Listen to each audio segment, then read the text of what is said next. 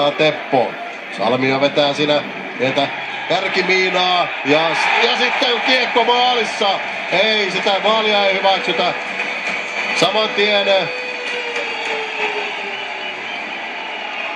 Saman tien näyttää Buuman, että maalia ei hyväksytä, mutta rangaistus on tulossa. Teppo lähtee kiinni pitämisestä istumaan, mutta mielenkiintoista nähdä nyt kyllä hidastus tästä, koska siirretyn rangaistuksen aikana kiekko lyödään häkkiin.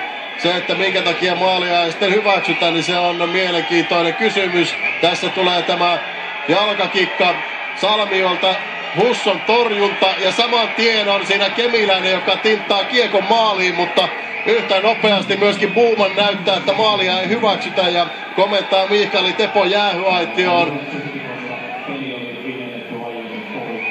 Maalia ei hyväksytä, koska peli oli vihelletty poikki, kertoo kenttäkuulutus. Ainoastaan kysymys kuuluu, että minkä takia peli oli vihelletty poikki. Siihen ei mitään syytä tuossa tilanteessa ollut, mutta niin se vain on. Ja Jypille